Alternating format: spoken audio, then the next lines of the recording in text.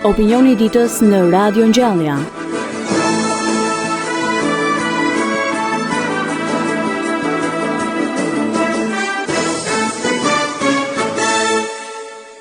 Përshëndetje të dashur dëgjues të Radios Ngjallja, jeni në frekuencën 88.5 MHz të kësaj radio me rubrikën e opinionit të ditës. Në fakt, në rubrikën e opinionit të ditës, shpesh ne trajtojmë ndoshta tema të përditshme, të cilat na prekin në përditshmërinë e jetës tonë. Por sot do të flasim për një temë mjaft interesante ku jo çdo ditë ju keni mundësinë të keni informacion në lidhje me këtë temë. E kam fjalën për kodikët e Shqipërisë, të cilët mbartin një vlerë të jashtëzakonshme të historisë tonë kombëtare, është një vlerë e cila për vetë kombin shqiptar mund të quhet një vlerë e shtuar. Për këtë kam të ftuar në studio bizantinistin, paleologun pranë Universitetit të Tiranës, zotin Andi Rëmbeci. Përshëndetje zoti Andi. Përshëndetje, faleminderit për ftesën dhe për gëzimin për emisionet që bëni që synojmë promovimin e kulturës tonë. Faleminderit juve. Andi, çfarë është një kodik në fakt për gjithë dëgjuesit që po na ndjekin në këtë moment, ndoshta disa prej tyre nuk e kanë hasur ndonjëherë këtë term në përditshmërinë e tyre? Në fakt është një term i cili sa shumë shqipërohet në gojën e studiuesve, aq i më pak i njohur është nga populli i thjeshtë, nga lexuesit, dëgjuesit e thjeshtë. Kodik s'është gjë tjetër veçse libër i dorëshkruar në pergament kryesisht, pra në material i prodhuar nga lëkurët e kafshëve gjatë periudhës së mesjetës. Fillimisht kodiku ka pas formën libri, pra në antikitet ka pas formën e rrotullës dhe materiali mbartës i shkrimit ishte papirusi. Nga shekulli i dytë pas Krishtit deri në shekullin e katërt ndodhi pikërisht një ndër transformimet më të mëdha dhe të para të formës së librit, që ishte kalimi nga rrotulla tek forma e librit që kemi sot. Dhe pikërisht në të njëjtën kohë u ndryshua edhe materiali mbartës i shkrimit nga pergament, nga papirusi, kaluar në pergament. Pra, kjo formë e librit me këtë material të ri mbartës së shkrimit, që do të kishte një jetëgjatësi të madhe deri në ditën e sotme, quhet kodik.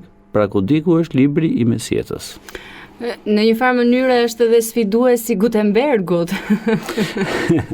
Në fakt, Gutenbergu me shpikjen e shpërkronjës dhe të kasës së shkronjave të lëvizshme metalike nuk bëri gjë tjetër veçse filloi dhe imitoi gërmat në formën e tyre që shkruheshin nëpër kodik. Dhe nga periudha në 50 vjeçarin e parë, që quhet periudha e arketipeve, të gjithë librat e shtypur nga shpërkronja e shpikur prej Gutenbergut nuk kishin asnjë ndryshim nga kodikët e shkruar me dorë, sepse imitonin në mënyrë besnike gërmat me të njëjtën formë, thjesht i shtypnin me mënyra të ndryshme teknologjike tani përmes shpërkronjës. Në qartë. Çfarë dim për përdorimin e kodikëve në hapësirën shqiptare? Kodikët në hapësirën shqiptare kanë pas një përdorim të vazhdueshëm, që në momentin që ato u krijuan dhe deri në momentin që ato u zëvendësuan pastaj nga format të tjera të librit. Dëshmia më e parë e kodikëve të vjetër në hapësirën shqiptare na vjen nga Berati, një kodik i cili quhet kodiku i purpurt i Beratit, daton në shekullin e 6 pas Krishtit.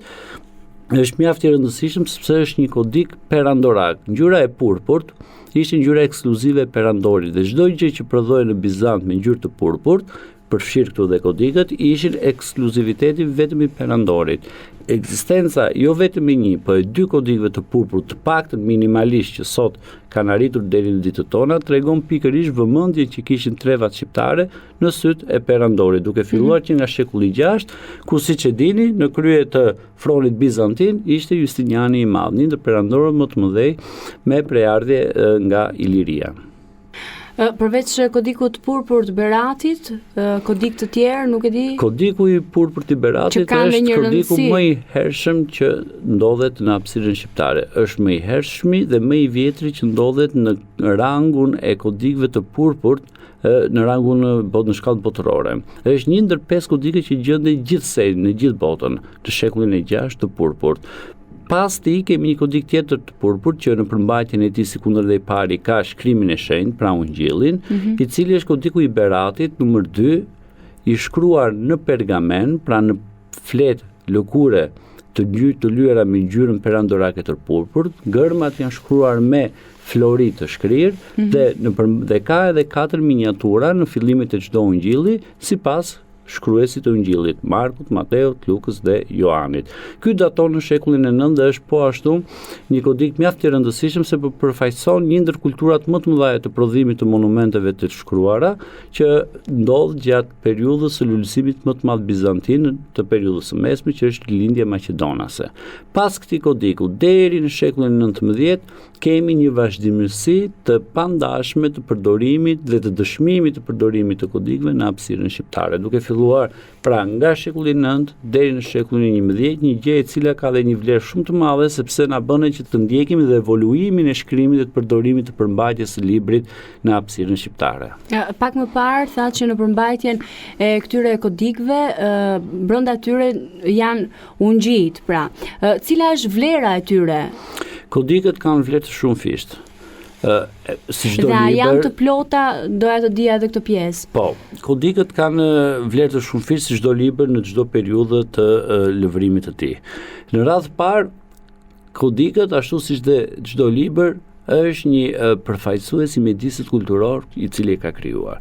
Kështu që vetë ekzistenca e kodikëve në hapësirën shqiptare, pra vetë ekzistenca e librit dhe përdorimit të tij në hapësirën shqiptare, është një tregues i nivelit kulturor dhe i kërkesave për dije të periudhave në fjalë.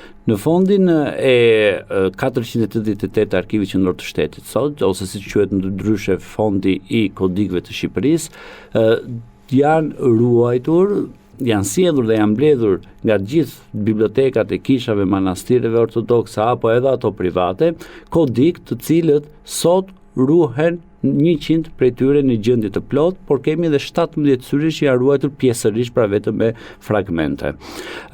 Vlera e kodikëve është e shumëfishtë. Para punës, kodikët janë libra. Kodikët bizantin, sidomos ato fetar dhe jo fetar, janë përveç se libra dhe përques të rrymave të ndryshme të njohurive të kohës, janë gjithashtu dhe ura përçimi të dijeve nga antikiteti në botën e mëvonshme pas bizantine. Dua të theksoj këtu vetëm një rast për të kuptuar rëndësinë e kodikëve. Pas rënies së Konstantinopolis në vitin 1453, shumica e kodikëve që ndodheshin në lindjen e perandorisë bizantine kaluan në perëndim. Dhe ky ka qenë, pra gjithë kjo dije që kaloi në perëndim ka qenë dhe një nga arsyet kryesore që nxitën dhe shtyn vazhdimin dhe përfundimin, plotësimin më saktë të asaj që quhej humanizmi evropian dhe që nis që nga bota bizantine dhe më tej plotësohet dhe përmbushet në botën evropiane perëndimore. Kështu që kodikët në përmbajtjen e tyre janë të shumëllojshëm, ashtu siç janë librat sot. I kemi fetar dhe jo fetar. Për sa i përket përmbajtjes së tyre fetare, në koleksionin e kodikëve në Arkivin Qendror të Shtetit, shumica e tyre janë 4 ungjillësh ose ungjilltar, pra kodik liturgjik që përdoreshin në kishat dhe manastiret dhe në enorit e bashkësive ortodokse të hapësirës shqiptare. Gjithashtu kemi kodik të cilët në përmbajtjen e tyre kanë homili dhe traktate filozofike dhe teologjike nga etrit e mëdhej të kishës, si nga Joan Gojarti e të tjerë, të cilët përsëri kanë në veten e tyre mbartin vlera të shtuara sepse janë shumë herë dhe një ndihmë e vyer për mbështetjen e popullit në sfidat që ata kalonin në periudha të ndryshme dhe të vështira historike. Po ashtu kemi kodik të cilët kanë në përmbajtjen e tyre muzikë. Dhe këtu doja të theksoja që dëshmia e parë e shkruar e një muzike të përdorur në hapësirën shqiptare janë kodikët bizantinë. Pra kodikët që përmbajnë muzikë bizantine. Kjo është dhe forma e parë e shkruar dhe e dëshmuar e kodikëve muzikor në hapësirën shqiptare. A kanë këto një autor? Flas për kodikët e muzikës bizantine. Kodikët e muzikës bizantine, si edhe kodikët e tjerë, janë libra të cilët janë shkruar nga persona të ndryshëm që jo domosdoshmërisht janë autorët e tyre. Për shembull, pak më parë ju thash që në shumicën e përmbajtjes së kodikëve kemi përmbajtje ungjillore. Sigurisht në shekullin e 9 nuk ka pas një Shën Joan apostull i cili do të shkruante ungjillin, por janë ata që ne i quajmë kopistët apo skribët, të cilët në mënyrë të heshtur janë heronjtë e ruajtjes dhe trashëgimisë së dijes nga brezi në brez. Janë ata të cilët sot janë zëvendësuar, le të themi, me hekurat e makinës ftohtë të shtypshkrimit. Kopistët kanë qenë kaligraf, njerëz profesionistë të cilët bënin shumë fishimin e librit përmes dorëshkrimit. Nga një kodik që quhet mëm, merrej përmbajtja e tij dhe hidhej në një kodik të ri. Dhe në këtë mënyrë teksti dhe materiali shumë fishohej, por edhe trashëgohej nga brezi në brez. Të tillë kemi shkrues edhe në hapësirën shqiptare, por gjithashtu pjesa më e madhe e kodikëve që ruhen në hapësirën shqiptare janë kodik të prodhuar kryesisht nga skriptoria, pra nga punishtë e kodik prodhuese që gjendeshin jashtë trevave shqiptare. Unë ju thash pak më parë që dy kodikët e purpurt, Beratinus 1 dhe Beratinus 2, ishin perandora. Kjo do thotë që ata janë kodik të ardhur dhe të prodhuar drejt për së drejti nga Konstantinopoja. Po ashtu, në koleksionin e kodikëve të Shqipërisë kemi edhe një grup prej 12-13 kodikësh, të cilën ja prodhim i hapësirës gjeografike që përkufizohet ndërmjet Italisë së Jugut dhe hapësirës së Epirit. Dhe janë një prodhim që karakterizohet nga shekulli 12 në shekullin e 14 dhe përfaqësojnë një kulturë e cila fillimisht lindi nga kryeqendra kulturore e asaj kohe, pra Konstantinopoja, por u zhvillua e pavarur për saj në një ambient me kulturë më të përveçme dhe vendore. Një kodik i tillë gjendet gjithashtu edhe si pjesë e prodhimit të manastirit të Shën Gjergjit në qytetin e Durrësit, por sot nuk ndodhet në hapësirën shqiptare, por në bibliotekën kombëtare të Gjermanisë. A është e rëndësishme që këta kodik të ndodhen, siç e thatë, në Gjermani apo në vende të ndryshme apo edhe në arkivin e shtetit dhe të mos jenë në manastiret ku ata kanë qenë, pra nuk e di se si procedohet me këtë pjesë. A kanë detyrim ligjor që këta kodik të mblidhen diku? Kodikët jo vetëm të hapësirës shqiptare, por le të themi të gjithë hapësirës perandorisë osmane, pra Ballkanit, Evropës juglindore që themi ndryshe, patën një fat pak a shumë të ngjashëm. Ata emigruan dhe u larguan nga hapësirat ku ishin përdorur. Në fakt, dikush mund thotë që ky është fati i librit. Libri po nuk qarkulloi, nuk ka vlerë. Dhe pikërisht në periudhën dhe bizantine dhe osmane, dhe më tepër në periudhën osmane ku dhe prodhimi i kodikëve ishte më i reduktuar, qarkullimi atyre ekzistues në për biblioteka vende të ndryshme ishte normal. Problemi kryesor erdhi gjatë fundit të shekullit të 19, fillimit të shekullit 20, kryesisht në përflas për hapësirën tonë, ku një pjesë e madhe e kodikëve u larguan. U larguan në mënyra të ndryshme. Unë do të marr vetëm një shembull. Një studiues, dy studiues madje, të periudhës së fillimit të shekullit të 20, Pulica dhe Nikola Vejs, të cilët vizituan metropolinë e Gjirokastrës dhe patën mundësi për të parë kodikët që gjendeshin në këtë metropoli, nga një listë provizore për 100 kodikësh që ata bën, neve sot kemi vetëm një kodik për tyre të shpëtuar dhe të ruajtur në arkivin qendror shtetëror. Gjithashtu kemi shumë dëshmi nga kodikët administrativ të metropolisë së Korçës, ku kodikët dhe librat përgjithësi të dorëshkruar apo të shtypshkruar janë një numër jashtëzakonisht të madh. Ndërkohë që sot nuk ekzistojnë ose ekzistojnë shumë pak prej tyre. Gjithashtu nga kërkimet e ndryshme që kanë bërë kolegët tanë, është evidentuar se një numër i madh i kodikësh gjenden të përdorur dikur në hapësirën shqiptare, gjendet sot ish përndarë në bibliotekat e ndryshme të Europës. Për shembull, një kolege jona, një paleografe italiane, e cila kishte studiuar për interesat e saj disa kodik në British Library të Londrës, pra në bibliotekën kombëtare të Londrës, atje evidentoi një numër prej 12-13 kodikësh që vinin pikërisht nga metropolia e Beratit dhe datonin në shekullin e 14, ku përveç të tjera kishin informacione shumë të rëndësishme që lidhen me historinë tonë kombëtare, me historinë e Beratit, por përgjithsisht dhe me historinë politike të hapësirës shqiptare në këtë periudhë. Kështu që, por kjo nuk është vetëm ky nuk është një fenomen që ndodh vetëm për kodikët e hapësirës shqiptare. Ky fenomen ka ndodhur edhe për kodikë të hapësirave të tjera. Shumë kodik edhe nga hapësira e Greqisë politike, pra shtetit grek të sodëm, dikur hapësirë e perandorisë osmane, kanë emigruar, kanë shkuar në bibliotekat e ndryshme perëndimore apo edhe brenda shteteve të tjera ballkanike. Dhe edhe kështu me radhë. Ajo që është mjaft e rëndësishme është që kodikët një institucion që i ka prodhuar. Dhe jo vetëm i ka prodhuar, por dhe i ka ruajtur. Dhe kjo është Kisha Ortodokse. Kodikët që ndodhen në Arkivin Qendror të Shtetit sot janë kodik të cilët i përkasin ekskluzivisht pothuajse në të tërë tërësinë e tyre Kishës Ortodokse. A nuk do të ishte mirë që Kisha Ortodokse të kishte pranë ngjyrit të saj këta kodik? Sigurisht që realiteti i Shqipërisë me realitetet e vendeve të tjera perëndimore ndryshon, sepse ndryshon edhe konteksti historik që janë zhvilluar ngjarjet. Në vende të tjera, kodikët gjenden ende në raftet e manastireve, në raftet me bibliotekave të kishave, disa syresh janë ende në përdorim, qoftë edhe në formë simbolike përpara besimtarëve, shumë janë mjet studimor i të interesuarve për të thelluar dhe për të na njohur ne më temi histori dhe kontributin e kishave të krishterë gjatë periudhave të ndryshme historike.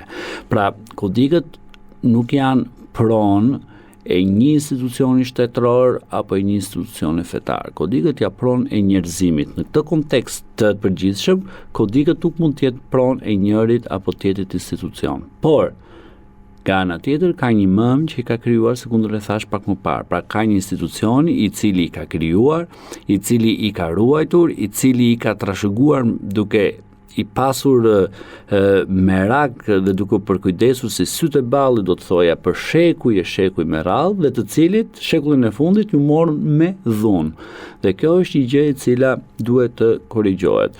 Neve vërtet vlerësojmë institucionet fetare, vlerësojmë kontributin e tyre në të shkuarën dhe duam që atë kontribut ato ta kenë edhe në të tashmen. Sigurisht që kjo është një gjë që të gjithë ne e presim dhe e përgëzojmë dhe e mbështesim për komunitetet tona fetare. Problemi është që me fjalë vetëm asgjë nuk është e mundur. Të institucionet shtetërore, komuniteteve fetare dhe sidomos Kishës sonë ortodokse duhet i kthej domosdoshmërisht të gjithë materialin e saj arkivor, sepse është ende e papranueshme në shekullin e 21 një qytetar shqiptar i brezit përpara nesh dhe do të marrë një certifikat pagëzimi, nuk shkon në Kishë, por shkon në Arkivin e Shtetit.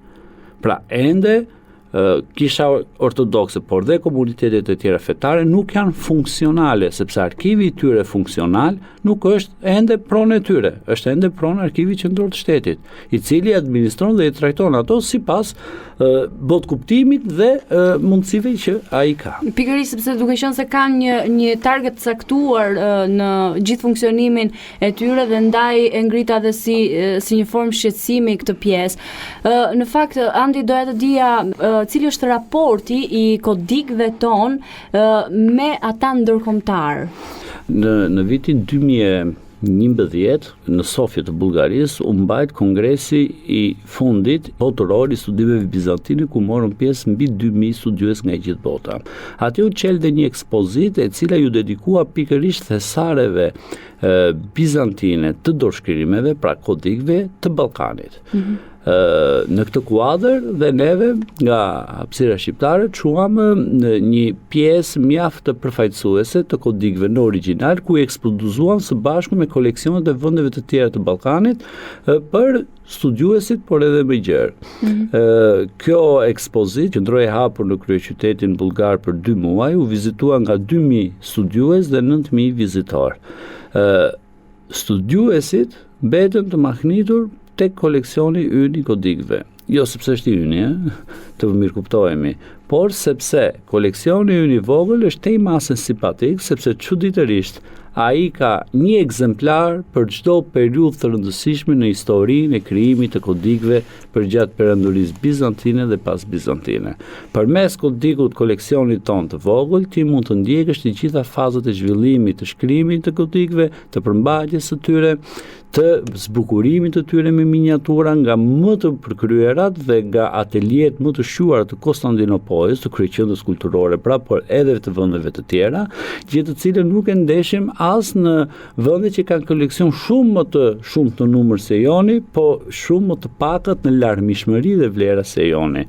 Të doja të theksoja vetëm si shembull për të sjellë kodikun e Korçës numër 93, i cili në përmbajtjen e tij është një 4 ungjillor, pra ka 4 ungjit dhe i përket fillimit të shekullit të 10. Është karakteristik sepse është i shkruar në formë kryqi i gjithë tekstin, të gjitha faqet e kodikut, në pergament sigurisht. Miniaturat janë të mëvonshme, por përsëri mjaft të vyera, për nga gjinia dhe karakteri i këtij kodiku është më i vjetër sot në botë që ekziston. Dhe të gjithë kodikët e tjerë që gjendet që janë të kësaj kategorie, pra me shkrim të vogël, me shkrim të shkruar në formë kryq i gjithë tekstit dhe me miniatura. Madje do të thoya që një kodik, edhe pse i përmasave shumë të vogla, i përket dy zhvillimeve dhe rrymave kulturore më të mëdha që ndodhin në Bizant, atë të rilindjes maqedonase në shekullin e 10 dhe atë të rilindjes paleologiane në shekullin e 13. Dhe pikërisht duke parë këto vlera të mëdha që mbart ky kodik në veçanti,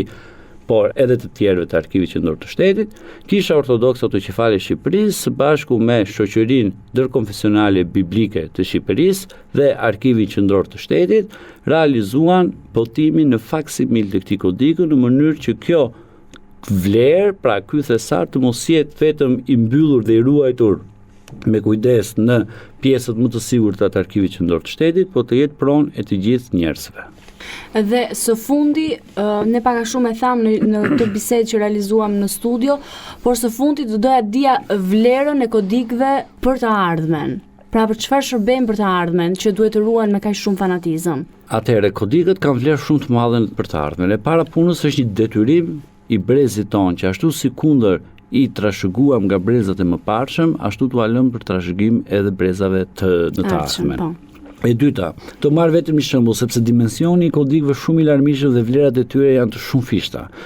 Por unë do të kufizohem në këtë bisedë tonë vetëm te kodikët që i përkasin periudhës pas bizantine dhe që janë gjë tjetër vetë se kodik administrativ, pra regjistër administrativ, ku regjistrohej çdo gjë që nevojitej për administrimin e komuniteteve të krishterë shqiptare brenda perandorisë osmane. Siç e dini, në perandorinë osmane komunitetet e krishterë u lejuan të vetë administroheshin sipas fesë, traditës dhe zakoneve të tyre.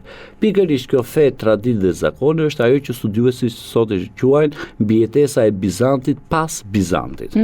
Këto kodik janë shumë të rëndësishëm për historinë politike, historinë kishtare, historinë sociale, ekonomike, kulturore të një pjesë të mirë të popullsisë së krishterë të hapësirës shqiptare, sepse në to, si kundër thash, popullsitë e krishtera regjistronin gjithçka që u duhej në nevojshmërinë e tyre të përditshme. Martesa, fejesa, prika, shitje blerje, vendime gjyqësore për zgjidhje të çështjeve të konflikteve brenda komunitetit, ndërtime, arkitekturë, shkolla, gjithçka pra që nevojiti komunitetet të mëdha siç është i Gjirokastrës, Korçës, Pogradecit, Delvinës, Beratit, Lushnjës, Fierit, Tiranës, Durrësit e të tjerë janë të regjistruar në këto kodik dhe ende këto kodik presin të lexohen nga ne për të kuptuar më mirë historinë tonë, kush ne jemi në mënyrë që të ndërtojmë një të ardhmen më të qëndrueshme në të ardhmen. Andi, të falenderoj për këtë bisedë që zhvilluam në studio bashkë. Shumë faleminderit për ftesën, gjithë të mirat. Të nderuar dëgjues, ky pra ishte dhe rubrika Opinioni të ditës për ditën e sotme. Unë ju falenderoj që na keni ndjekur në frekuencën 88.5 MHz të Radios Ngjallja bashkë. Do të takohemi në të tjera emisione.